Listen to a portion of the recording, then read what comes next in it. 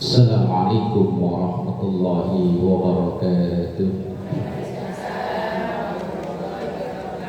Ya Rabbi bil Mustafa balligh maqasidana waghfir lana ma madha ya wasi'al karami. Ya Rabbi bil Mustafa balligh maqasidana waghfir lana ma madha ya wasi'al karami. Astaghfirullah min qawlin bila amalin laqad nasabtu bihi naslan lidhi uqmi. Ya Rabbi bil Mustafa balligh maqasidana waghfir lana ma madha ya wasi'al karami. دعا إلى الله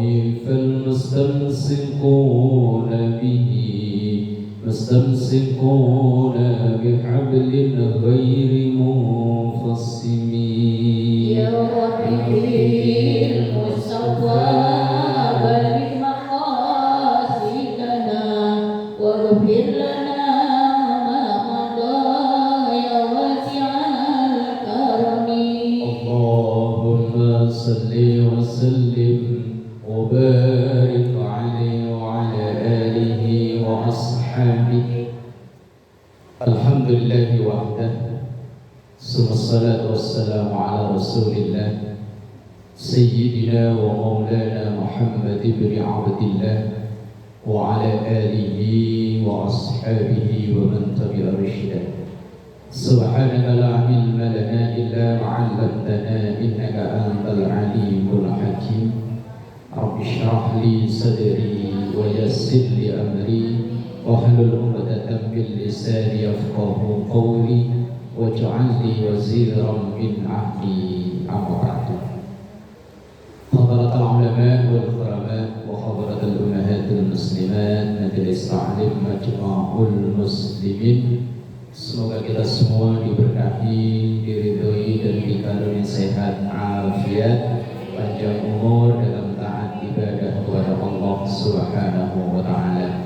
Alhamdulillah, memuji dan bersyukur kepada Allah di siang yang berbahagia ini kita dipersatukan kembali. Semoga nanti menjadi wasilah kita dipersatukan di surganya Allah dalam ridho dari Allah Subhanahu wa taala.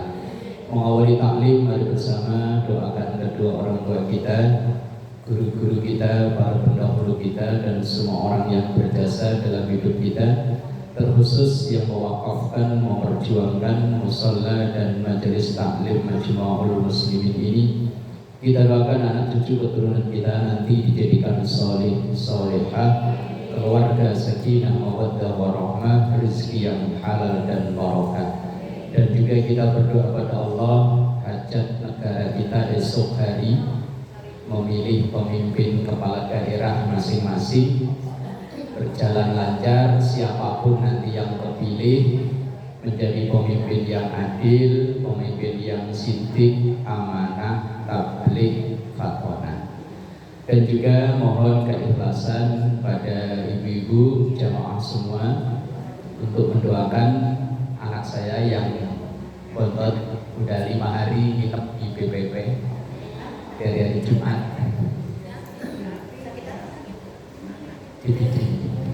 Mohon doanya semoga segera diberikan kemuliaan, berikan kesehatan oleh Allah Subhanahu wa taala.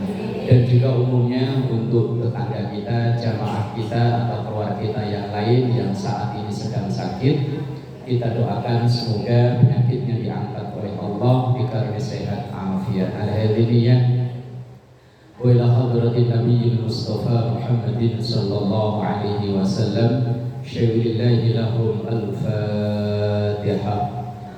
A'udzu billahi minasy syaithanir rajim. Bismillahirrahmanirrahim. Alhamdulillahi rabbil alamin arrahmanir rahim maliki yaumiddin. Iyyaka na'budu wa iyyaka nasta'in ihdinas siratal mustaqim. Shiratal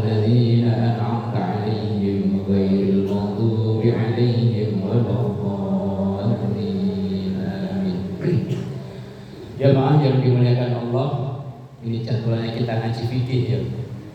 Cuman wong enggak dari rumah, kitab saya ketinggalan. Ya wis, melanjutkan kemarin kan bahas masalah tentang fadilah hari Jumat ya. Kan sampai bab masalah sholat Jumat. Tempo hari 2 minggu yang lalu membahas tentang fadilahnya hari Jumat. Di antaranya untuk membaca surah Al-Kahfi yang secara tekstual kita temukan hadisnya.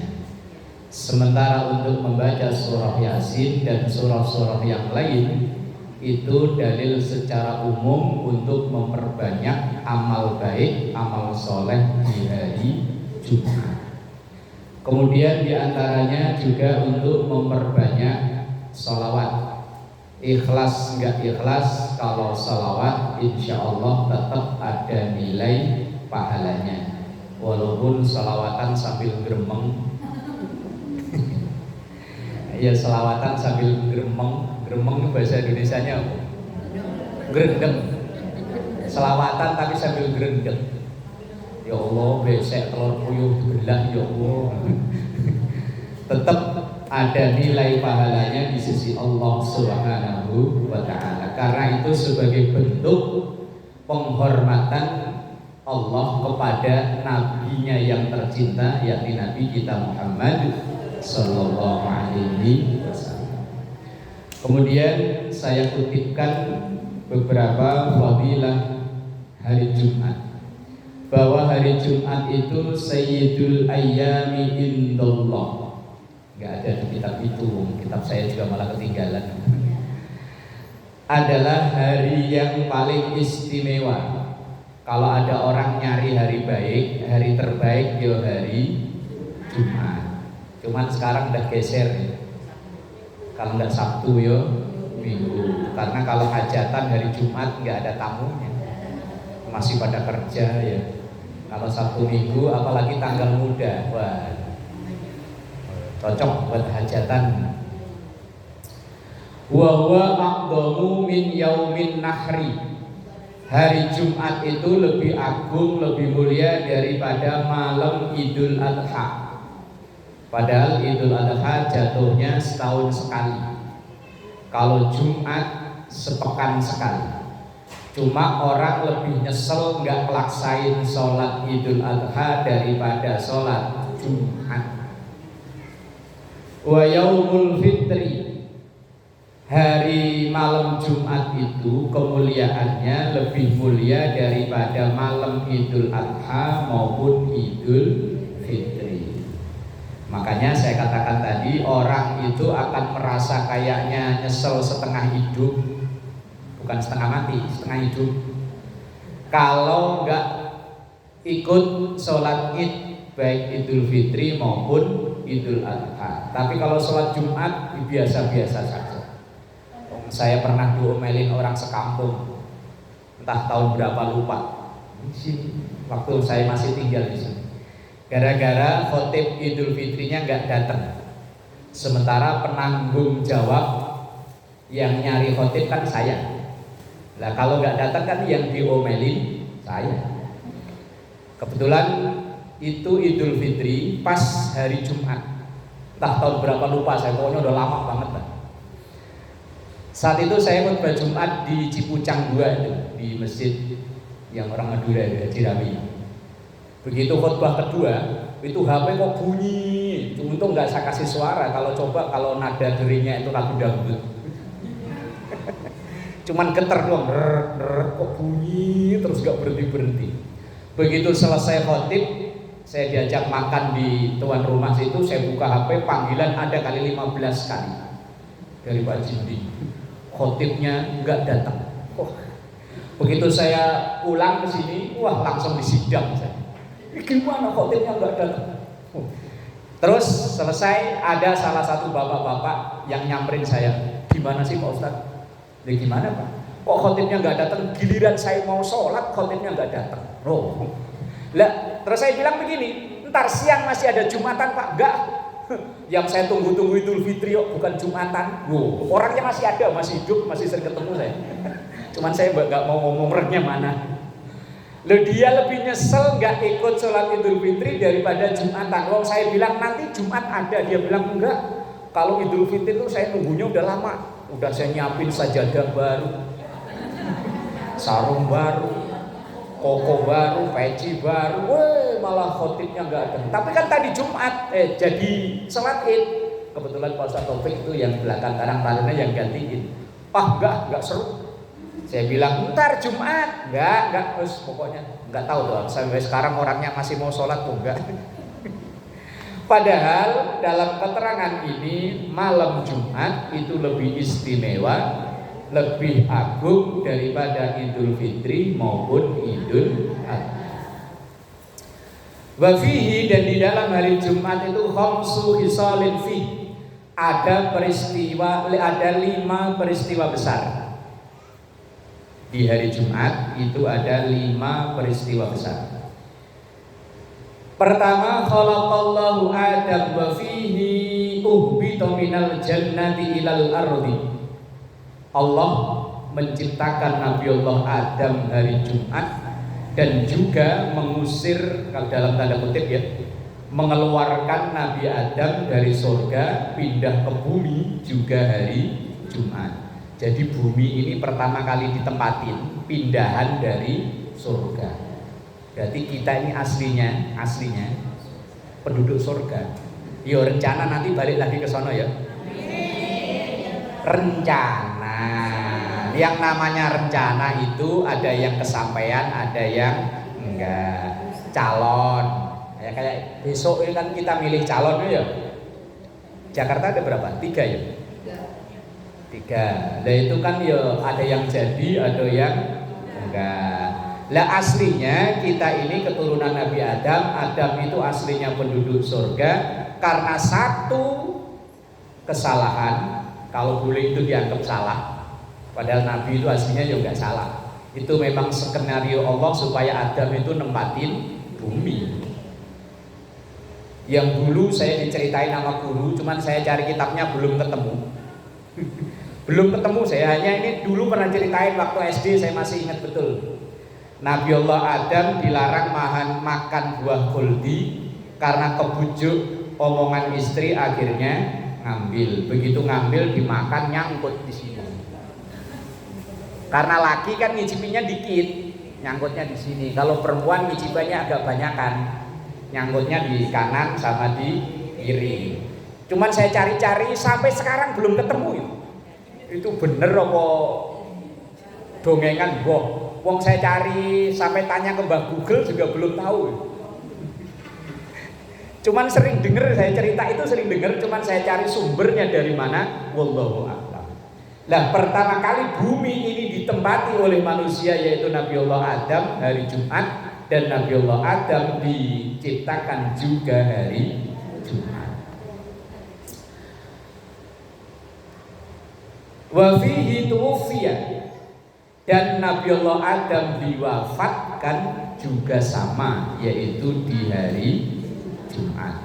Ada keterangan dalam kitab Nihayatuz Zain tulisan Imam Nawawi Banten, di antara tanda orang itu calon loh ya, masih calon penghuni surga itu meninggalnya hari Jumat. Ini hari Selasa, Rabu, Kamis, Jumat. Masih ada waktu 3 hari kalau mau siap-siap. Lah iya, kalau mau lah ya enggak mau lah ya enggak apa-apa. Udah siap apa belum? Nunggu apa?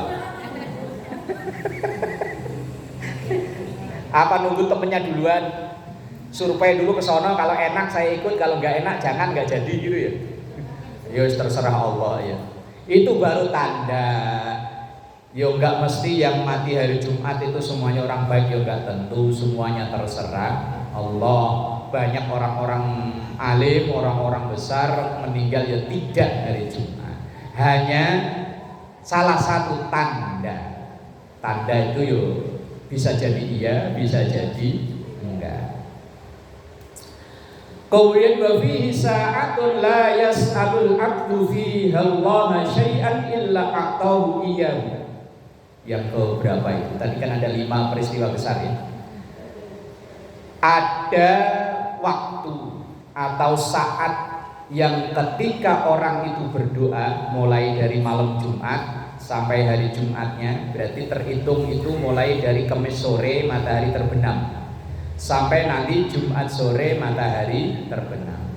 Itu ada waktu yang dirahasiakan oleh Allah, sehingga apabila ada orang berdoa pas bertepatan dengan waktu itu, maka doanya itu diijabah. Tapi tidak diberitahukan secara langsung di jam berapa, saat apa. Sama kayak Lailatul Qadar. Hanya dikasih tahu bahwa Lailatul Qadar itu antara 10 hari terakhir. Kemudian dispesifikasi lagi malam ganjil. Lah iya, kalau mengawali Ramadannya beda, tiap malam ganjil terus. Iya kan? Umpama biasanya kan antara Ormas Muhammadiyah sama yang lain kan menentukan awal Ramadan beda. Umpama Ramadan duluan Muhammadiyah. Malam ini kata Muhammadiyah malam 21. Malam kita 20. Besok kita 21. Muhammadiyah 22. Berarti setiap malam ganjil terus. Makanya kalau beda malah kebenaran ganjil terus. Yang repot itu kalau nanti lebarannya umpama ikut hari Selasa tapi sholat idnya ikut Rebu, nah itu yang bermasalah. Kalau memang dia lebarannya hari Selasa, ya sholat idnya hari Selasa. Melihat di YouTube, di Facebook apa di Instagram, Selasa lebaran, ikut lebaran. Karena tetangga kanan kiri nggak ada yang sholat id, enggak sholat id, bu, nggak ada yang sholat id. Rebu besok, ya udah deh. Wah ini bermasalah, nggak konsisten namanya. Padahal sunnahnya Idul Fitri itu tanggal 1 Syawal, bukan tanggal 2. Nah makanya kalau ngikut lebaran yang Selasa, ya sholat idnya Selasa. Kalaupun masjid sekitar kanan kiri nggak ada, sendirian boleh, tapi nggak perlu pakai khutbah. Mau khutbahin siapa? Mau sholat sendirian. Lah di hari Jumat itu ada waktu yang istimewa, yang setiap orang apabila berdoa pas bertepatan dengan waktu itu, maka doanya diijabah oleh Allah. Kemudian para ulama ada yang menafsirkan waktu istimewa itu diantaranya satu, yaitu ketika khotib duduk di antara dua khutbahnya. Lah sementara ibu-ibu kan nggak sholat Jumat ya. Lah kalau yang rumahnya dekat masjid masih kedengeran. Itu pun kalau kedengeran. Biasanya kalau bapaknya Jumatan, ibu ngapain? Tidur. Kalau nggak tidur nonton Indosiar ya. Yang sinetron ceritanya udah hafal tapi masih ditonton. Ceritanya hafal banget tapi masih ditonton. Lah waktu mustajabah itu salah satunya yaitu diantara ketika khotib duduk istirahat di antara dua khutbah. Atau yang kedua setelah asar di hari Jumatnya. Umpama di hari Jumat, besok kan Sabtu. Nah itu setelah azan asar, pokoknya setelah masuk waktu asar sampai terbenam matahari. Ada yang menafsirkan di setiap selesai sholat fardu. Dan ada yang menafsirkan yaitu mulai dari pertengahan malam Jumat sampai datangnya waktu subuh. Cuma kadang di masyarakat kita kalau malam Jumat konotasinya genderuwo keluar, apalagi Jumat Kliwon. Ditakut-takutin, saya udah umur 45 belum pernah ketemu yang katanya ada yang pernah ketemu. Saya tahunya di TV doang ya, di TV. Kalau enggak di wahana permainan itu rumah hantu lah, itu doang tuh. Yang asli mah belum pernah ketemu. Allah akan mengijabah doa tersebut malam yas'al isman au qati'ata rahimin, selama orang itu tidak berdoa yang buruk. Loh ada doa yang buruk banyak, apalagi orang sakit hati. Doanya buruk, sumpah tabrak truk. Saya pernah lihat tulisan tapi yo saya lihat itu tulisan itu yo separuh setuju sih. Ada tanah kosong, itu di tempat pembuangan sampah orang lewat tuh. Yo daerah-daerah saya sana loh, daerah Bekasi. Yang nggak punya tempat sampah itu lama-lama sampah itu jadinya banyak. Lah kemudian mungkin yang punya tanah itu kesel, bikin spanduk tulisannya gede, yang buang sampah di sini saya doain ditabrak kontainer. Di daerah Kampung Bogor ke sana loh, pokoknya dari rumah saya ke sana. Saya melihat tulisan sambil jalan, ya sadis amat ya. Cuman dalam sisi lain, kok ya ada benernya juga, orang nggak punya otak, sama tanah-tanah orang dibuat buang sampah. Cuman timbang bayar sampah per bulan sekian ribu aja kok ya nggak mau. Itu tanah-tanah kosong sih memang. Cuman kalau di tempat buang sampah kan yang punya tanah kesel. Cuman kok doanya itu, yang buang sampah di sini saya doain mati ketabrak kontainer.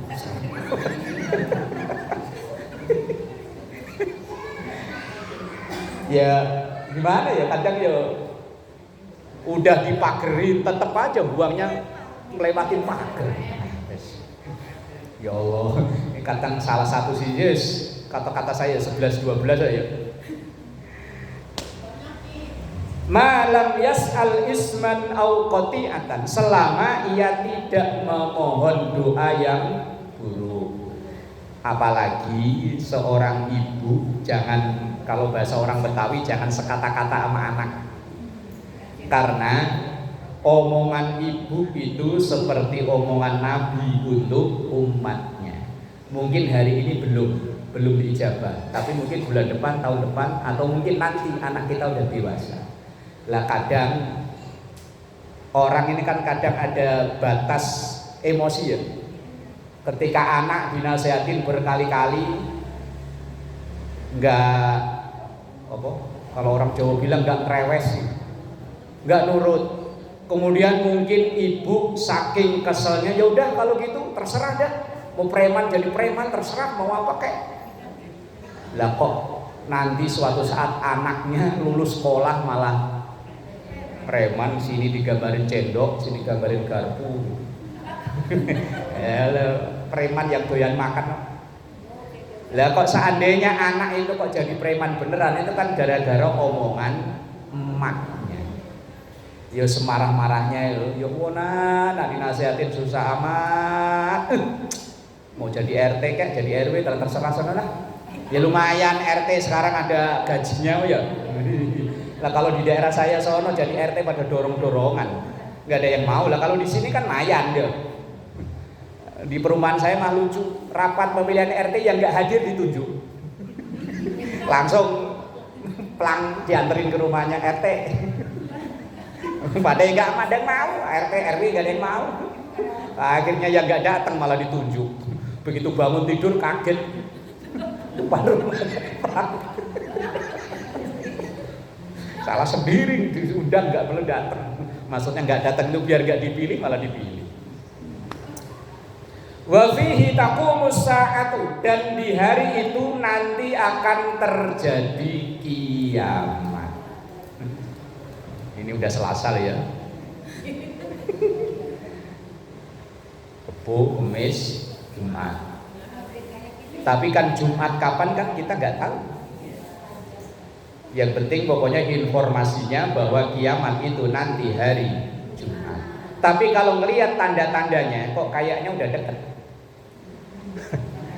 Di antaranya ada hadis bunyinya begini: la taqumus sa'atu hatta yatabahan nasu fil masajid.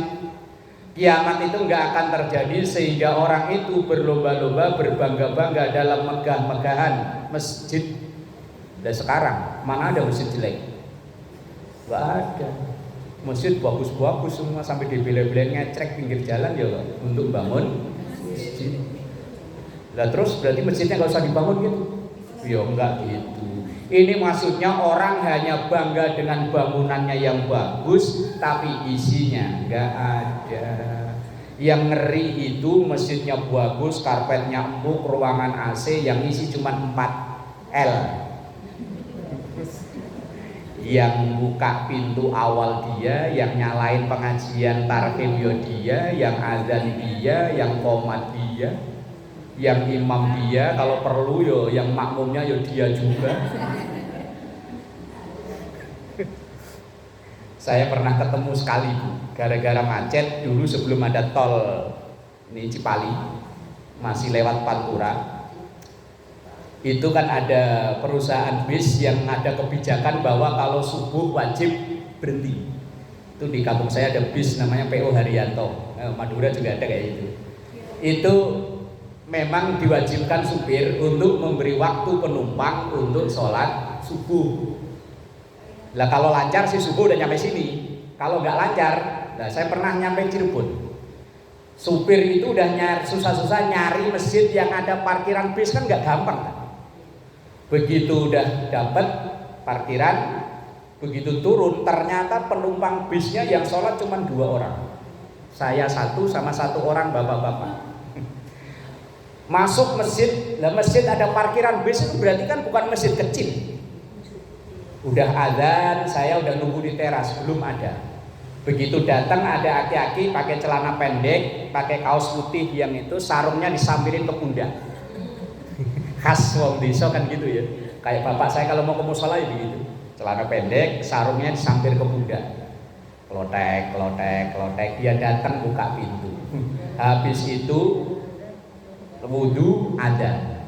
Habis adzan sholawatan. Sholawatannya masih hafal saya sekarang saya. Rabbana ya Rabbana dzalamna anfusana.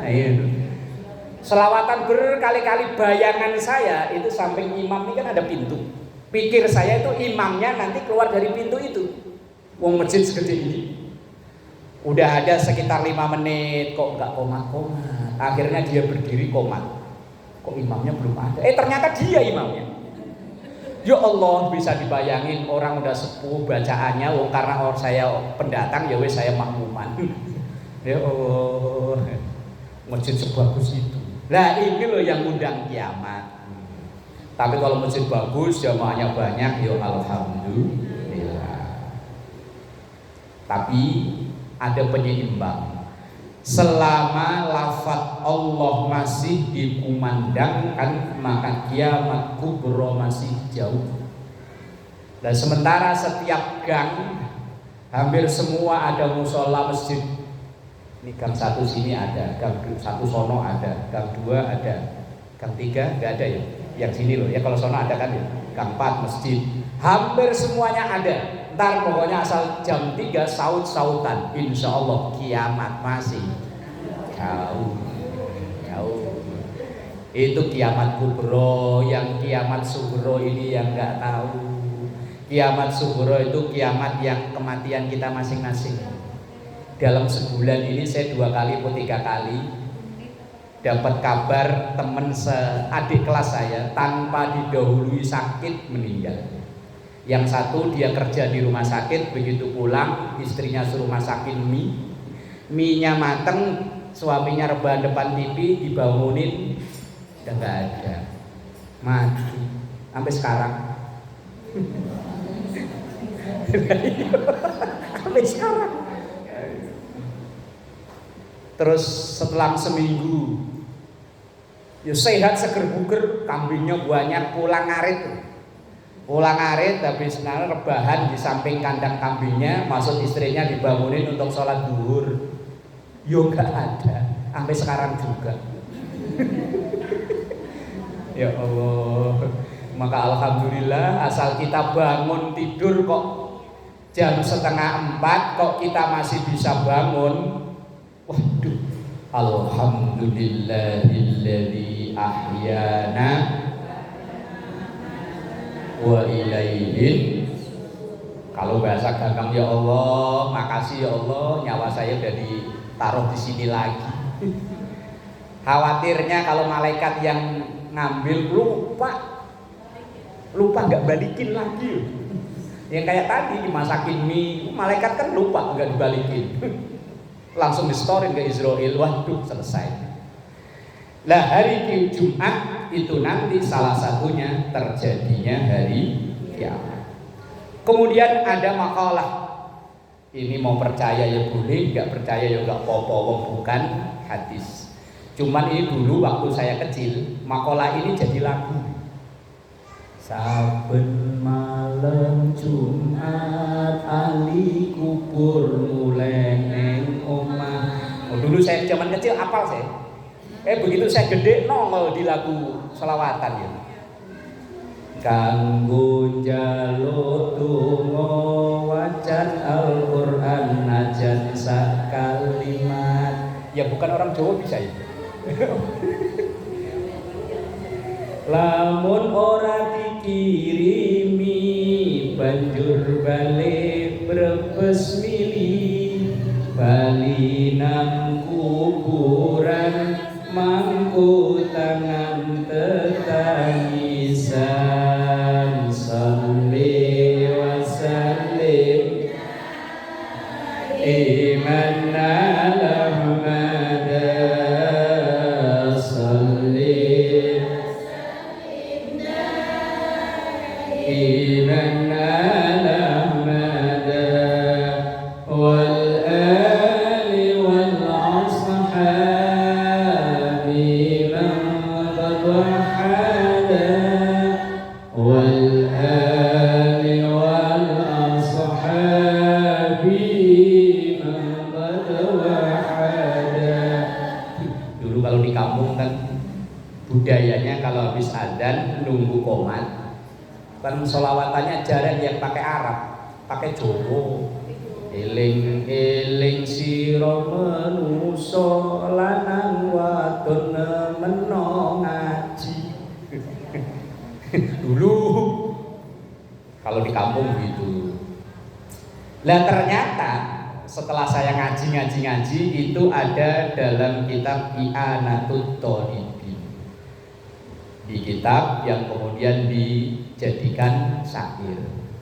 Bunyi teks kitabnya begini. Anna arwahal mu'minina ta'ti fi kulli lailatin ila sama'id dunya. Bahwa rohnya orang yang beriman itu datang di langit dunia ini. Wa taqifu bi hidai buyutiha. Ia mendatangi rumahnya. Wa yunadi kulla wahidin minha bi sautin khazinin. Dan ia memanggil-manggil dengan suara yang memilukan. Panggilannya apa? Ya ahli wahai keluargaku, wa aqaribi dan kerabatku, wa walidi dan anakku, ya man sakanu buyutana, orang-orang yang nempatin rumahku, wala bisu siyabana dan memakai pakaianku, waqtasimu amwalana dan membagi-bagi hartaku. Berarti kan yuk mulih tadi ya. Ayo mulih jaluk donga.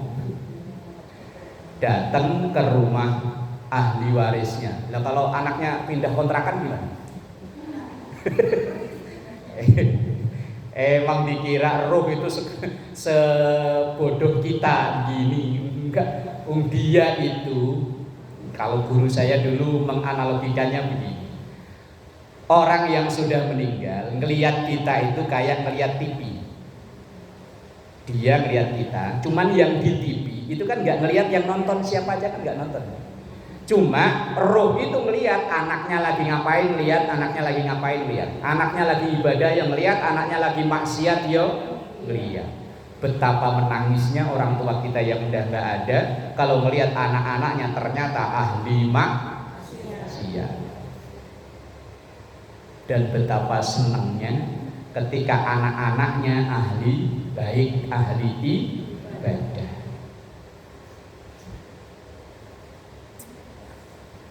Kemudian hal minkum min ahadin yadhkuruna. Apakah dari sekian kalian anakku, kerabatku, keluargaku yang pakai pakaianku, yang bagi hartaku, kalau perlu yang ngawini mantan istriku gitu ya. Kalau masih muda istrinya ya. Hal minkum min ahadin yadhkuruna wa yatafakkaruna fi ghurbatina. Apakah di antara kalian masih ada yang ingat aku? Dia sendirian di sana. Harta peninggalannya banyak, keluarganya banyak. Waktu ngubur yang ngiring kan 3 ya. Hartanya, keluarganya, amalnya. Hartanya ikut nganter. Keluarganya yo ikut, amalnya yo ikut, tapi yang 2 balik. Istrinya, suaminya yang dulu katanya waktu pacaran katanya sehidup giliran mati ya ogah. Yang lain masih banyak. Balik, anaknya balik, harta bendanya yo balik. Yang ikut nyemplung ke dalam nggak nyampe 1 juta. Itu pun kadang di cover sama Janais kalau di Jakarta ya. Ya kalau di perumahan saya di cover sama rumah apa namanya rukun kematian. Itu udah dibeliin kain kapan, apa papan, wes pokoknya perlengkapan udah. Yang dibawa cuma itu. Yang lain nanti dibagi warisan.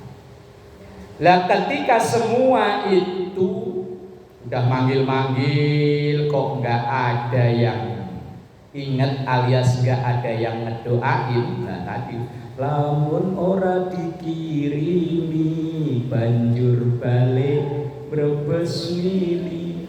Lah kalau satu pun di antara ahli warisnya, anak cucunya, mantu semuanya satu pun nggak ada yang kirim doa kan yuk nelongso. Ibarat kita punya orang tua dari kampung, anaknya di Jakarta banyak, satu-satu disamperin, satu pun nggak ada yang ngasih ongkos. Kayak opo rasanya. Umpama punya anak 5 di Jakarta semua, anak pertama disamperin, aduh ma jangan kesini ma, anak saya banyak nggak bisa. Anak yang kedua, halo ma suami belum gajian. Yang ketiga, aduh kreditan saya banyak. Akhirnya maknya pulang sedih. Brebes mili. Lah kalau di dunia masih bisa minta tolong ke siapa, kayak polisi, kayak siapa, RT RW. Lah kalau di sono minta tolong siapa? Makanya yo lamun ora dikirimi banjur balik Brebes mili, bali nang kuburan mangku tangan ketangisan ya Allah. Kalau ngebayangin begini serem ya, umpama kita punya mak, punya bapak yang dulu merawat kita, lah kok seminggu sekali malam Jumat minimal lah Fatihah buat almarhum bapak, bismillahirrahmanirrahim, udah minimal gitu ya, syukur-syukur bisa yang lain ya. Nah, kalau enggak ya banget. Aduh ya Allah, ini keterangan kitabnya agak panjang tapi intinya ya begitu itu. Tapi ini bukan hadis. Kalau bukan hadis itu mau percaya ya syukur, nggak percaya ya rapopo. Tapi paling tidak jadi pelajaran buat kita. Kok seandainya ini benar, kita ini lupa pleng nih kalau orang sini bilang, sama sekali lupa. Yang nyekolahin kita, yang biayain kita, yang pokoknya ninggalin rumah, ninggalin macam-macam, timbang bacain Fatihah aja kok enggak inget sama sekali. Nanti baca Fatihahnya nunggu kalau 100 hari, nunggu kalau tahun, ya Allah. Baru beberapa hari yang lalu ada ibu-ibu datang ke rumah nanya, Pak Ustadz ini mau 100 hari orang tua saya, cuman keadaan saya lagi begini, suami kerjaannya yo nggak kayak dulu lagi, terus gimana? Sementara budaya di kampung sini kalau acara begitu yo biayanya nggak cukup 10 juta. Saya bilang begini Bu, budaya itu boleh dilaksanakan, boleh tidak. Kalau memang ada harta yang cukup, laksanakan monggo. Tapi kalau enggak, lebih penting buat bayar anak sekolah, buat bayar listrik, buat bayar air, buat bayar sehari-hari. Masalah ngedoain yang penting sepelit-pelitnya anak ya minimal selesai sholat Rabbi ghfirli wali walidayya. Terus ibu tadi bilang, nanti kalau saya nggak ngadain acara begitu, nanti saya dituduh nggak bakti sama orang tua. Bu, ukuran bakti itu bukan masalah itu. Daripada ngadain acara besar-besaran, tapi ternyata malah ngutang sono ngutang sini, akhirnya malah nanti jadi bermasalah di kemudian hari. Yo wis ngadain sederhana. Kalau umpama ibu punya duit 100-200, beliin makanan, anterin ke masjid, ke musola yang di situ malam Jumat ada yasinan, wis anterin ke situ. Kalau enggak di dekat ibu ada majelis taklim hari apa? Hari Senin Pak Ustadz, ya udah tuh anterin ke situ, beliin makanan kayak air minum kayak. Wis niatinya, ya kalau memang ada rezeki lah monggo, tapi kalau enggak jangan ngutang. Jangan sampai malah kebebanan. Yang ini yang wajib itu doanya. Sementara ngadain acara yang kayak itu budaya. Dan memang saya diceritain yang sekitaran perumahan saya itu yang apalagi orang kalau baru meninggal, biayanya besar. Itu borongan ngaji sampai khatam di kuburan. Itu ya pakai deal-dealan itu. Tawar menawar kayak orang mau kerja. Berapa ini umpama buka harga 5 juta, aduh nggak ada duit 3 juta, ya dah deal 4 juta.